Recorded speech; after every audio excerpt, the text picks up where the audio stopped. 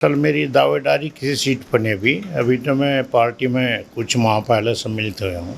पूरे जनपद में सब लोग मिलकर उसकी मजबूती के लिए काम कर रहे हैं। बहुत बदलाव आया है 30 वर्षों में। और पहले एक सामाजिकता थी, जिम्मेदारी निभाते नमस्कार, एक बार फिर से आपका स्वागत है राही न्यूज़ में। मैं आपके साथ संदीप पोहीवाल। दोस्तों, जैसे ही आपको पता है कि हम आपकी मुलाकात करवाते रहते हैं और करवाते रहेंगे। आज भी हम आपकी मुलाकात करवाने जा रहे हैं चौधरी राजेंद्र जी से, जो कि पहले बसपा में बहुत बड़े बड़े ओहदे में थे, लेकिन आज बसपा छोड़ के ये भाजपा में आ गए हैं। और क्या कारण रहा है, और सबसे बड़ी बात रही है कि अभी मुख्यमंत्री रुड़की आए थे और इनका शक्ति प्रदर्शन जो था पहले भी काबिल तारीफ़ होता था और आज भी काबिल तारीफ़ हुआ। नमस्कार राजेंद्र चौधरी जी। धन्यवाद आपके चैनल का, मेरा आपका भी। जी, मुख्यमंत्री जी आए हुए थे, आपने शक्ति प्रदर्शन जो भाजपा के टाइम पे दिखाते थे वो आज भी दिखाया है। तो क्या आपके दावेदारी है किसी सीट पे चुनाव की?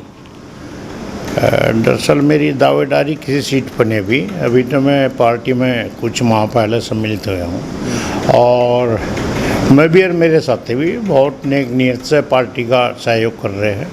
और जो आने वाला 2024 का लोकसभा का चुनाव है, पूरे जनपद में सब लोग मिलकर उसकी मजबूती के लिए काम कर रहे हैं। अभी ऐसी कोई विशेष दावेदारी किसी बात के लिए नहीं है। जी, चौधरी राजेंद्र जी, अगर तो बहुजन समाज पार्टी की बात की जाए तो आप उसमें सबसे मजबूत पिलर थे, सबसे मजबूत स्तंभ थे। क्या ऐसे कारण बने कि आपको बहुजन समाज पार्टी छोड़नी पड़ी? मेरी आपके चैनल से पहले भी बात हुई है कि लगभग 2 वर्षों से 2022 में मैं विधानसभा का चुनाव देवबंद विधानसभा से लड़ा उत्तर प्रदेश से।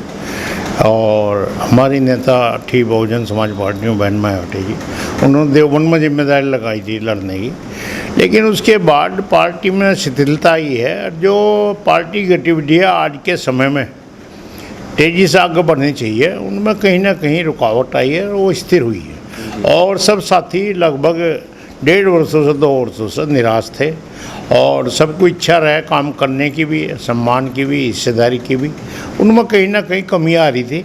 तो सबकी सलाह मशवरे से फिर यही उचित समझा आज के समय में, जिस तरह भारतीय जनता पार्टी के यशस्वी प्रधानमंत्री हैं देश के नरेंद्र मोदी जी, और प्रदेश के मुख्यमंत्री हैं पुष्कर सिंह धामी जी, और पूरे सब समाज को और बहुत मजबूती से सबका साथ, सबका सहयोग और सबका सम्मान, सबका विश्वास लेकर चल रहे हैं।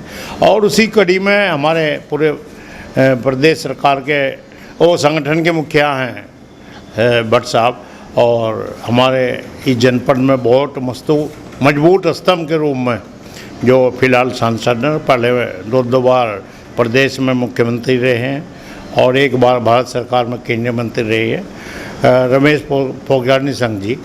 वो भी बहुत मजबूती के साथ पूरे जनपद में सब लोग साथ लेकर जोड़ने का काम कर रहे हैं। उसी कड़ी में मैं भी अपने सब साथियों को लेकर उनका सहयोग करने का काम कर रहा हूँ। जी, चौधरी राजेंद्र जी, अगर जो बात करी जाए राजनीति की, तो आप राजनीति में सबसे पुराने हैं।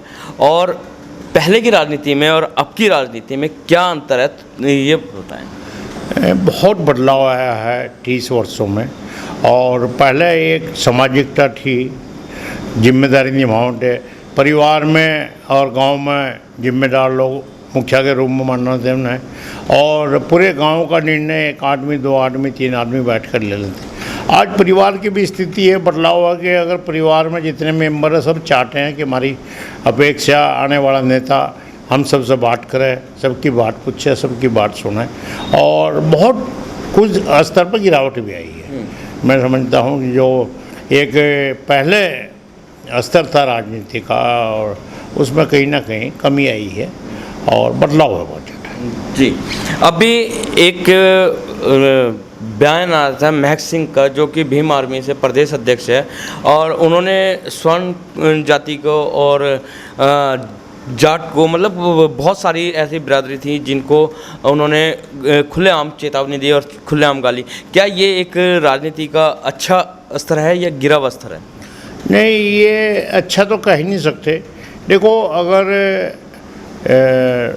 उनके राष्ट्रीय अध्यक्ष पे और चंद्रशेखर रावण पर देवबंद में गोली चलाई है, वो कोई भी हो, वो अपराधी है।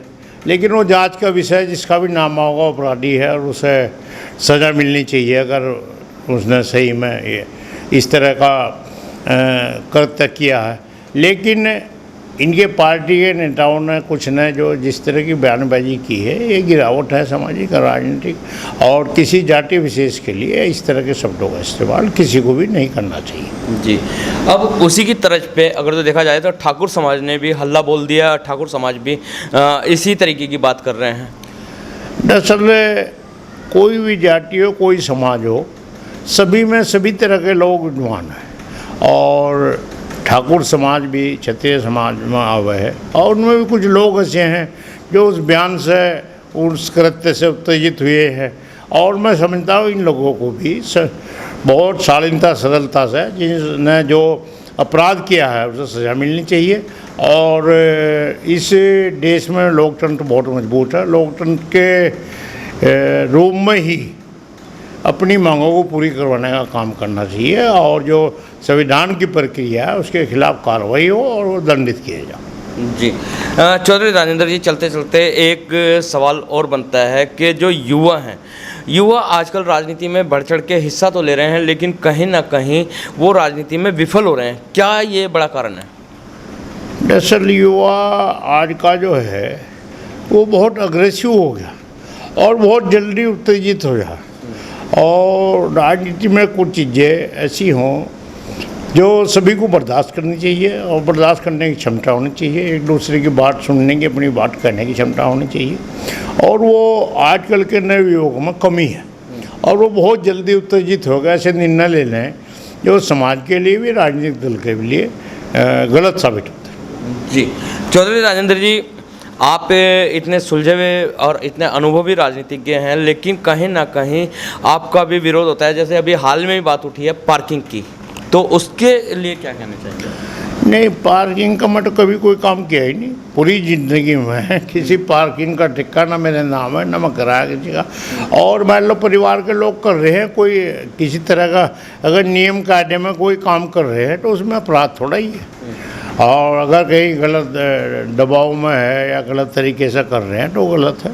जी, बहुत बहुत धन्यवाद हमारे चैनल से जुड़ने के लिए। तो ये थे चौधरी राजेंद्र जी, जिन्होंने बताया है कि युवाओं को खास तौर से कि युवा अग्रसर हो जाता है और इस वजह से वो विफल हो जाता है। राजनीति क्षेत्र हो या सामाजिक क्षेत्र हो, युवा को उत्तेजना में नहीं आना चाहिए और संयम से काम लेना चाहिए। तो इसी के साथ बने रहिए राही न्यूज़ में, इसी तरीके के खास शख्सों के साथ मुलाकात करवाते रहेंगे आपकी। जब तक के लिए दीजिए इजाज़त। जय हिंद, जय भारत, जय उत्तराखंड।